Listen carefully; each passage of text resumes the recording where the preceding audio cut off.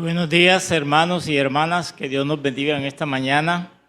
Un saludo a los hermanos que están en sus hogares, que nos están viendo a través de Facebook.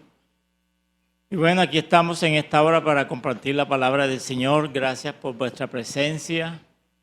Gracias porque el Señor ha sido bueno, ha sido fiel, ha sido justo, amoroso, misericordioso para con cada uno de nosotros, para con nuestras familias. Él es el Dios eterno. Padre, en esta mañana venimos delante de ti en el nombre de Jesucristo, tu Hijo amado. Señor, para levantar tu nombre, para reconocer que tú eres el único Dios, el verdadero Dios, creador del cielo, de la tierra, del mar y todo lo que en ellos hay. Gracias porque nos amas con un amor eterno, Señor. Gracias por esa obra que hiciste en la cruz del Calvario. Gracias, Señor, porque tú estás vivo. Gracias porque tú ascendiste a los cielos y tu palabra dice que un día tú volverás a esta tierra. Señor, esperamos ese día, Señor. Gracias porque ahora somos tus hijos, Señor. Gracias porque podemos hablar contigo, porque podemos descansar en ti y saber que tú hiciste una obra perfecta, Señor. Gracias porque no hay nada más que hacer, Señor, respecto de la salvación, porque tú, Señor, la acabaste y dijiste cuando estabas muriendo en la cruz, consumado es. Gracias te damos, Señor, en el nombre de Cristo Jesús. Amén. Bueno, en esta mañana también vamos a tener la cena del Señor. Después que comparta esta meditación, vamos a invitar a los hermanos que hayan dispuesto su corazón para participar de la cena del Señor. Quiero compartir en esta mañana en la carta de Pablo a la iglesia de Colosas, Colosenses capítulo 1, versículo 13 al versículo 23. Y vamos a hablar acerca del señorío, de la soberanía de Jesucristo como Dios, Jesucristo como el Todopoderoso, que está a la diestra del Padre, que nos ayuda, que nos socorre, que ha venido para hacer la obra que Dios le había predeterminado. Y también en esta carta es una defensa que hace el apóstol Pablo, que se piensa preso en Roma. Y hay problemas en muchas iglesias respecto de las herejías con relación a que algunos pensaban que Jesucristo no era 100% Dios, que Jesucristo era simplemente un hombre. Entonces eso estaba minando la iglesia. Y el apóstol entonces escribe esta carta desde la prisión, lo mismo que la carta a Filemón, donde hace defensa de la persona de Jesucristo, de la deidad de Jesucristo. Y es lo que en esta mañana pues nosotros queremos resaltar. El apóstol empieza diciendo en versículo número 15 de Colosenses 1, hablando de Jesucristo, él dice, Él es la imagen del Dios invisible. En la Nueva Traducción Viviente dice, Él es la imagen visible del Dios invisible. Él es la imagen del Dios invisible, el primogénito de toda creación, porque en Él fueron creadas todas las cosas, las que hay en los cielos y las que hay en la tierra, visibles e invisibles, sean tronos, sean dominios, sean principados, sean potestades, todo fue creado por medio de Él y para Él. Y Él es antes de todas las cosas, y todas las cosas en Él subsisten.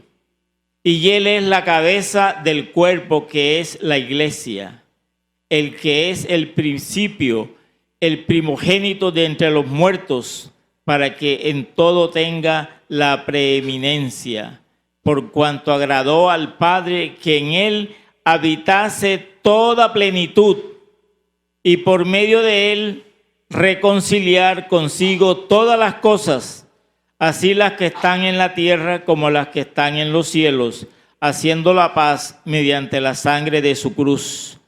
Y ya vosotros también, que estabais en otro tiempo, que erais en otro tiempo extraños y enemigos en vuestras mentes, haciendo malas obras, ahora os ha reconciliado en su cuerpo de carne por medio de la muerte, para presentaros santos y sin mancha e irreprensibles delante de él. Si en verdad permanecéis fundados y firmes en la fe, y sin moveros de la esperanza del evangelio que habéis oído, el cual se predica en toda la creación que está debajo del cielo, del cual yo, Pablo, fui hecho ministro. Entonces, Pablo dice que Jesucristo es la imagen del Dios invisible. Jesucristo es la imagen visible. Está bien, dice Juan en el capítulo 1, versículo 18, que a Dios nadie le ha visto jamás. Dios es espíritu. Nadie puede ver a Dios y seguir viviendo. Los que dicen que vieron a Dios simplemente vieron un destello o algo, pero a Dios nadie le puede ver y seguir viviendo. Pero la Biblia dice en Juan 1:18 que a Dios nadie le ha visto jamás. El unigénito, o sea, su Hijo Jesucristo, que está en el seno del Padre, que es el mismo Dios, Él ha dado a conocer. Entonces lo que hoy nosotros conocemos de Dios, lo conocemos a través de la persona de Jesucristo, a través de la vida de Jesucristo, a través de lo que Jesucristo enseñó, a través de lo que Jesucristo hizo.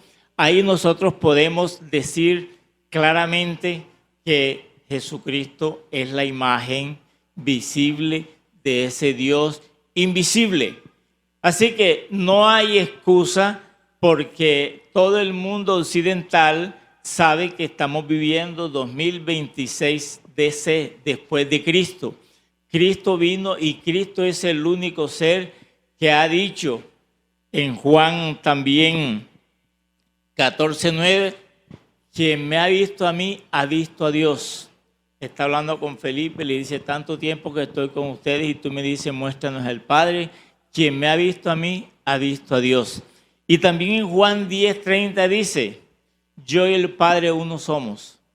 Y esta fue una afirmación bien problemática para los judíos, porque los judíos concebían a Jesucristo como el hijo de María y José. Ellos no creyeron que Jesucristo era el verbo de Dios, que Jesucristo era el Mesías prometido, que Jesucristo era la simiente de la mujer dicha en Génesis 3:15. Esa promesa de advenimiento, ellos no creyeron. Hasta el día de hoy no creen que Jesucristo es Dios, que es el Mesías, que es el ungido, el enviado de Dios. Todavía siguen esperándolo. Entonces, Juan está diciendo que Él, Jesucristo, es la imagen visible del Dios invisible. Y cuando leemos Juan 1:1, dice que en el principio era el verbo, y el verbo era con Dios, y el verbo era Dios. Y todo lo que ha sido hecho fue hecho por Él, y sin Él nada de lo que ha sido hecho fue hecho. O sea, a veces no cabe en nuestra mente entender cómo es que Jesucristo es Dios y también es un hombre, es un ser humano. Eso es lo que nosotros conocemos como la doctrina de la Trinidad. 3 personas, pero un solo Dios verdadero. No como los Jesúsolos que dicen que solamente existe Jesús y que no existe el Padre y que no existe el Espíritu Santo, sino Jesús. Pero la Biblia categóricamente, y Pablo de una manera explícita explica de que realmente Dios se manifiesta de una manera trina, ¿sí?, desde la antigüedad, pero los judíos no entendieron eso, no reconocieron, porque Jesucristo se arrogó, se aplicó ese nombre yo soy. Ese nombre yo soy para ellos solamente estaba destinado para Jehová, para el Creador, porque ellos no consideraban que Jesucristo era Dios. Y todavía hay personas que siguen con esa concepción. Y fíjese también lo que dice Hebreos capítulo 1, versículo 3, hablando acerca de la divinidad de Jesucristo. Dice lo siguiente: el cual, hablando de Jesús, el cual siendo el resplandor de su gloria y la imagen misma de su sustancia, y quien sustenta todas las cosas con la palabra de su poder, habiendo efectuado la purificación de nuestros pecados por medio de sí mismo, se sentó a la diestra de la majestad en las alturas. El cual, Jesús, es el resplandor de su gloria. Si nosotros queremos conocer, saber de la gloria de Dios, tenemos que mirar a Jesús, porque Jesús es el resplandor de su gloria y la imagen misma de su sustancia. Dios no tiene sustancia, Dios es espíritu, pero Jesucristo vino en sustancia, vino como ser humano y Él reflejó la gloria de Dios. Entonces, Él es la imagen misma de su sustancia. Y no solamente eso, sino que también sustenta todas las cosas. Todo lo que nosotros conocemos, lo que no conocemos. Más adelante acá en Colosenses va a decir que lo visible, lo invisible, todo eso es sustentado por el poder de la palabra de Jesús. El universo no se cae porque está sostenido, el hombre dice que por leyes, pero esas leyes no son más sino que la palabra de Dios, lo que Dios predeterminó, y por eso el mar no nos inunda, por eso el sol no se cae, por eso las estrellas no nos vienen y destruyen el planeta. Entonces, Él sustenta todas las cosas con la palabra de su poder, habiendo efectuado la purificación de nuestros pecados. Y para eso fue que Él vino a esta tierra, para purificarnos, para redimirnos, para comprarnos, para lavarnos, para perdonar nuestros pecados que nos invalidaban delante de Dios, que nos imposibilitaba llegar a la presencia de Dios. Estábamos excluidos de Él, pero Jesucristo vino para eso, habiendo efectuado la purificación de nuestros pecados, por medio de sí mismo se sentó a la diestra de la majestad en las alturas. Jesucristo dice en la Biblia que está sentado a la diestra del Padre y está esperando el día, la orden, el cumplimiento profético de Dios que le ordena regresa a la tierra.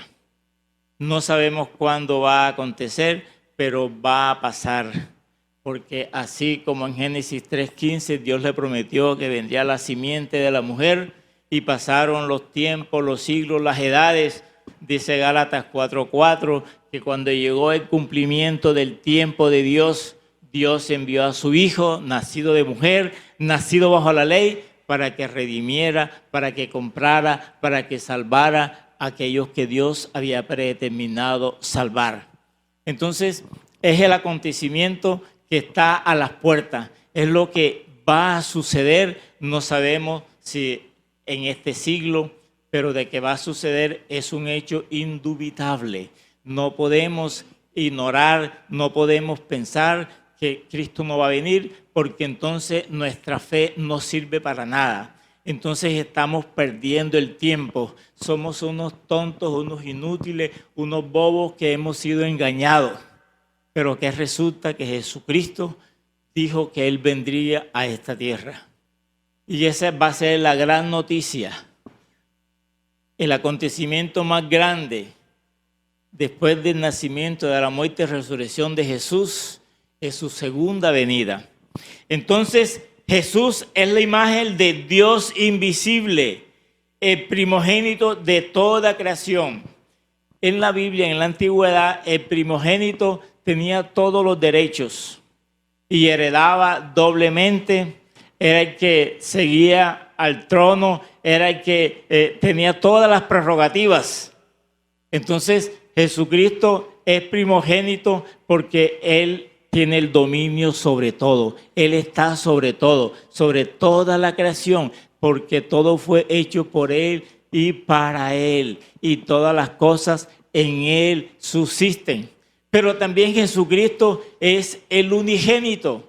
Entonces, el primogénito en cuanto al derecho que Él tiene de supremacía. Y en cuanto unigénito, porque es el único Hijo de Dios.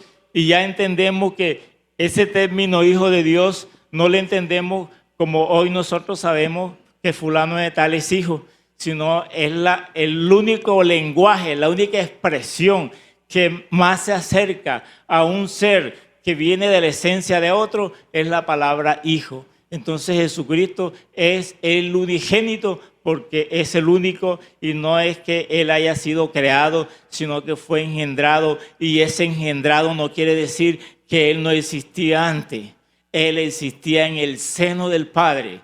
Quizás nuestra mentalidad, nuestra capacidad es muy corta, muy reducida para poder entender un Dios que se manifiesta en tres personas. Pero eso es lo que las Escrituras nos dejan ver a través desde Génesis hasta Apocalipsis, que nuestro Dios es un ser trino. Entonces, Jesucristo es la imagen misma de la sustancia de Dios. Él es el resplandor de su gloria y Él vino para salvarnos. En el verso 16 dice, porque en Él fueron creadas todas las cosas. En Él, por Jesucristo. Por eso Juan 1 en adelante dice que todo fue creado por medio de Él, ¿sí? Y nada de lo que ha sido creado fue creado sin Él. Aquí en Colosenses 16 nos dice, porque en Él fueron creadas todas las cosas, las que hay en los cielos y las que hay en la tierra, visibles e invisibles, sean tronos, sean dominios, sean principados, sean potestades. Todo fue creado por medio de Él y para Él. Absolutamente todo. Aún Satanás, el diablo, que fue un ángel creado por Dios, creado por Él y para Él. Satanás no tiene dominio pleno de sí mismo. Él es un ser creado. Entonces todas las cosas que hay aquí en la tierra y todas las cosas que hay en el cielo, las que vemos y las que no podemos ver, yo no sé, tal vez hay un mundo invisible mucho más grande, mucho más real que este mundo físico material. No conocemos toda la expansión de este vasto universo y todo eso ha sido creado por medio de Él y para Él, sean tronos, sean dominios, sean principados. Esas son clasificaciones de seres espirituales, de ángeles que están asociados, que tienen sus ordenamientos, que tienen su estructura. Entonces todo ha sido creado por medio de Él y para Él. Y que usted y yo hayamos sido creados tan especialmente por Dios, eso debe darnos sentido de humildad, de reconocimiento, que somos pues hechura de Él, que Dios se detuvo a crearnos y sopló hálito de vida. En los demás seres no hizo lo mismo, simplemente dio la orden y las cosas sucedieron. Para nosotros Dios se detuvo, contempló, moldeó esa arcilla, sopló el hálito de vida en nosotros. Entonces, Pablo está defendiendo que Jesucristo es Dios y que todo lo que Él ha creado es para Él. Aún los incrédulos, los impíos, aún los que van a ser condenados, fueron creados por Él y para Él. Simplemente que por el pecado, por la desobediencia, por no querer arrepentirse, pues vivirán eternamente excluidos, separados de la presencia de Dios. Entonces, más adelante al final nos va a decir que hay algo muy importante, la importancia de perseverar, de persistir.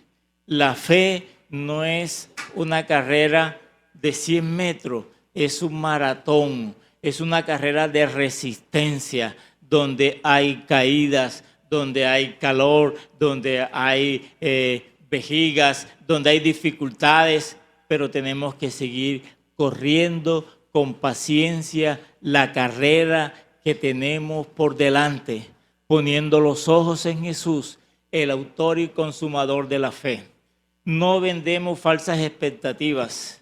Le decimos que esto es para toda la vida y que vendrán luchas, vendrán pruebas, tentaciones, aún caídas, pero fiel es Dios que está con nosotros y nos va a guiar y nos va a ayudar aún más allá de la muerte. Y Él es antes de todas las cosas. Jesús es antes de todas las cosas. Por supuesto, tiene que ser porque Él es Dios. ¿Quién creó a Dios? Dios siempre ha existido. No cabe en nuestra mente porque nosotros siempre vemos una causa y un efecto. Pero resulta que Dios es causa y efecto. Él siempre ha sido.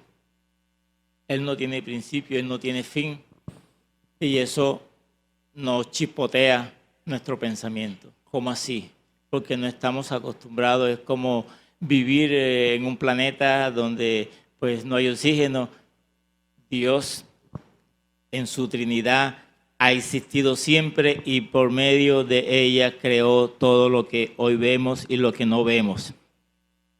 Y Él es la cabeza, dice, y Él es antes de todas las cosas y todas las cosas en Él subsisten. En Él todas las cosas subsisten. Todo lo que ha sido creado y todo lo que nosotros no conocemos, todo eso subsiste en Dios. Es como la mente de un gran científico, de un gran arquitecto, donde allí están todas las construcciones, todos los planos, todos los diseños subsisten en su mente. Así en Dios todas las cosas subsisten. Él no se puso a pensar, voy a sentarme hoy a ver qué es lo que voy a hacer.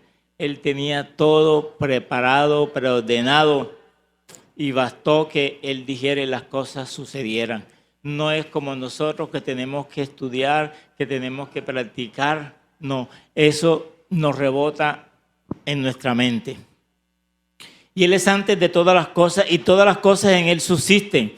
Y Él es la cabeza del cuerpo que es la iglesia. Oiga, ¿qué cabeza tenemos? Usted y yo somos el cuerpo de Cristo.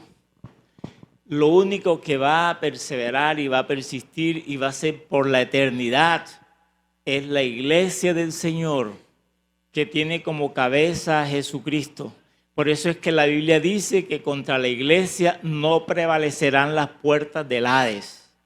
El infierno no podrá retener. ¿Por qué? Porque Cristo es la cabeza de la iglesia. Y usted y yo, no importa cómo sea nuestro cuerpo físico ahora o cómo sea mañana, pero nuestro cuerpo sí es parte de ese cuerpo de Cristo que es la iglesia. Así que no se menosprecie. Sí, algunos se enferman, otros se deterioran, pero sigue siendo ese cuerpo así, maltrecho, sigue siendo parte del cuerpo de Cristo y sigue Cristo siendo la cabeza. ¿Qué cabeza tenemos, hermanos? Más que el presidente, más que el señor presidente de Estados Unidos, Trump, más que cualquiera, es Cristo la cabeza de la iglesia. Tenemos el mejor entrenador, tenemos el mejor equipo, que es la iglesia del Señor, que va a prevalecer. Así que siéntase orgullosamente humilde o humildemente orgulloso de ser parte del cuerpo de Cristo. Eso no se compra, eso no se adquiere, eso es un don de Dios. Dios nos ha involucrado, Dios nos ha insertado en su cuerpo, así como somos ahora y como seremos mañana. Dios predeterminó, Dios no encontró nada. Hasta hoy no hay nada que justifique el por qué usted y yo hemos creído, el por qué usted y yo ahora formamos parte de la iglesia. Qué tan buenos éramos antes, qué tan buenos hemos sido y qué tan buenos seremos. ¿Será por eso que Dios calificó para escogernos? Absolutamente no. Ha sido su pura gracia, su pura soberanía, su pura misericordia, que no había nada en nosotros, porque de lo contrario no sería por gracia, sino que sería por méritos humanos. Dios me escogió porque Él se puso a pensar en el año 1982, esta persona va a creer y por eso yo lo escojo. entonces ya no fue por gracia, sino porque yo iba a creer. No, Dios nos ha escogido y Él mismo nos ha dado todo para que la preeminencia y la gloria y la honra sea para Él. No es por lo que usted haya hecho, ni por lo que usted vaya a hacer.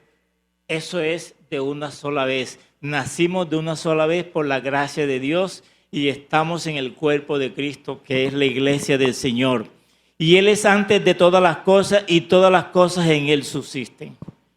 Entonces estamos insertos en el cuerpo de Cristo y no hay nadie que nos pueda separar de ese amor. Ni la vida, ni la muerte, ni principados, ni potestades, ni ángeles, ni ninguna cosa creada nos podrá separar del amor de Dios que es en Cristo Jesús. Hay que mantenerse creyendo, aceptando, reconociendo lo que Jesucristo hizo en la cruz por nosotros. Entonces, ya dijimos que Él es la cabeza del cuerpo, que es la iglesia, el que es el principio, el primogénito de entre los muertos, para que en todo tenga la preeminencia. En todo Cristo tiene la preeminencia, absolutamente en todo. Por cuanto agradó al Padre que en Él habitase toda plenitud. Agradó a Dios que en Cristo habitase. Esa palabra plenitud es pleroma. O sea, en Cristo habita toda la plenitud de Dios. Eso no cabe en nuestra mente. Yo no sé, cuando un hijo y ese hijo es idénticamente exacto a su papá y tiene todas las características, ¿sí? Aún eso queda corto. Pero cuando habla que en Él, en Cristo, habita toda la plenitud, todo el pleroma, toda la esencia de Dios. En otras palabras, Cristo es Dios. Y Dios es Dios el Padre, sin dejar de ser Dios el Hijo y Dios el Espíritu Santo.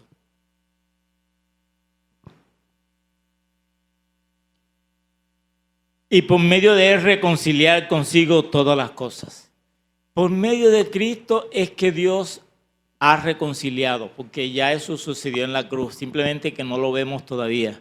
Pero en Cristo Dios ha reconciliado todas las cosas. Usted, nosotros, la iglesia del Señor y aún la creación y aún todo el universo es reconciliado por medio de la muerte, del sacrificio de Jesucristo. Mire el efecto de la muerte y la resurrección de Cristo, que es capaz de reconciliar no solamente a nosotros, la iglesia del Señor, los creyentes, sino todo el universo. Toda la creación es reconciliada por medio de la muerte, medio del sacrificio de Jesucristo. Por medio de Él reconciliar consigo todas las cosas. Reconciliar con Dios, Dios mismo reconcilia todas las cosas con Él por medio de la obra de Jesucristo. Así las que están en la tierra como las que están en los cielos. Mire la infinitud que hay para allá arriba, que no sabemos qué tantas cosas hay, infinitud de cosas que hay. Todas esas cosas son reconciliadas con Dios por medio del sacrificio de Jesucristo, haciendo la paz mediante la sangre de su cruz. Por eso la importancia de la muerte de Cristo, de la sangre de su cruz, derramamiento de sangre de Jesús, cómo ha sido tan eficaz para reconciliar todas las cosas. Y a vosotros, y dice el apóstol Pablo, y a vosotros también, que erais en otro tiempo extraños y enemigos en vuestra mente, haciendo malas obras, ahora os ha reconciliado. Él está diciendo, ustedes colosenses que no son judíos, que no son hebreos, nosotros que no tenemos nada que ver con Israel, nosotros que éramos extraños, que éramos extranjeros, que éramos desconocidos, que no hacíamos parte de ese pueblo, dice, y vosotros también que erais en otro tiempo extraños, enemigos en vuestra mente. Antes de creer éramos enemigos de Dios. En nuestra mente estábamos muertos en delitos y pecados. haciendo malas obras, ahora os ha reconciliado. Esa es la obra que Dios predeterminó hacer por la muerte y resurrección de Cristo, reconciliarnos con Dios. Usted no se reconcilia con Dios porque tenga el mejor trabajo de este mundo, porque se gane los millones de euros, porque tenga la mejor casa, porque tenga el mejor título. Nada de eso. Todo eso, dijo Pablo, yo lo considero como pérdida, como basura. ¿Sí? Porque lo único que vale es la muerte, la resurrección de Jesús, el sacrificio que Él hizo en la cruz por nosotros los pecadores. Y si usted ha aceptado eso, pase lo que pase, hermano, usted está en el mejor lugar, usted está en el cuerpo de Cristo, usted tiene a Cristo como la cabeza suya y si su familia igualmente ha creído, también será la cabeza de su familia. En su cuerpo de carne por medio de la muerte, para presentaros santos y sin mancha irreprensibles delante de Él. Dios nos va a presentar en Jesucristo. Vamos a ser presentados sin mancha, limpio, puro, más blanco que la nieve. Esa es la obra que hace Jesucristo, la obra que hace el Espíritu Santo de santificarnos, de purificarnos día tras día. Si en verdad permanecéis fundados, hay algo que el apóstol Pablo dice aquí. Oiga, todo esto es necesario que ustedes permanezcan fundados, o sea, cimentados, que ustedes no apostaten, que ustedes no renieguen, que ustedes no se vuelvan atrás, que ustedes no se olviden, que ustedes nieguen lo que Jesús hizo por ustedes en la cruz. Si en verdad, dice el verso 23, si en verdad permanecéis fundados y firmes en la fe. Fundados y firmes en la fe. Hermanos, lamentablemente muchos comienzan la carrera y algunos quedan relegados, no llegan a la meta. Lo importante es llegar a la meta, hermano, no importa que no sea el primero, pero estamos corriendo la carrera de la fe, poniendo los ojos en Jesús, el autor y consumador de la fe. No importa si de pronto llegas sin zapatos, sin camiseta, sin pantaloneta, pero que llegues. Hay que perseverar, persistir. No es fácil, pero no es imposible, porque Dios ha dicho que estará con nosotros todos los días hasta el fin del mundo. Tenemos la garantía de su presencia. Somos nosotros los que pensamos que no va a ser posible porque nosotros confiamos en nuestras propias fuerzas, en nuestras propias habilidades y capacidades, pero Dios es un Dios sobrenatural que cuando nos consideramos débiles y le pedimos a Él, Él nos da fuerzas como la del búfalo y alas como de las águilas. Él dice, y sin moveros de la esperanza del Evangelio, no se muevan de la esperanza del Evangelio que habéis oído, el cual se predica en toda la creación que está debajo del cielo y del cual yo, Pablo, fui hecho ministro. En aquella época de Pablo se estaba predicando el Evangelio en todos los lugares debajo del cielo. Igualmente hoy, hermano, somos bienaventurados, somos dichosos que hayamos escuchado y que hayamos creído y que sigamos creyendo, perseverando, persistiendo, porque aquel que comenzó la buena obra en vosotros, Él la acabará, Él la perfeccionará hasta el día de Jesucristo. Pídale al Señor si tiene dudas, si tiene falta de fe, pídale al Señor, confíe en Él, que Él le va a ayudar, porque esto no es con esfuerzo humano, esto es algo sobrenatural. No es del que quiere ni del que corre, sino del que Dios tenga misericordia y pedirle al Señor, Señor, ten misericordia de mí, que soy pecador. Ayúdame, asísteme, Señor, y permíteme poder perseverar, persistir, Señor, hasta la meta, Señor. Bendito seas. Padre Dios, en esta mañana yo te alabo y te bendigo. Señor, te glorifico, te doy gracias por esa obra redentora que tú hiciste en la cruz.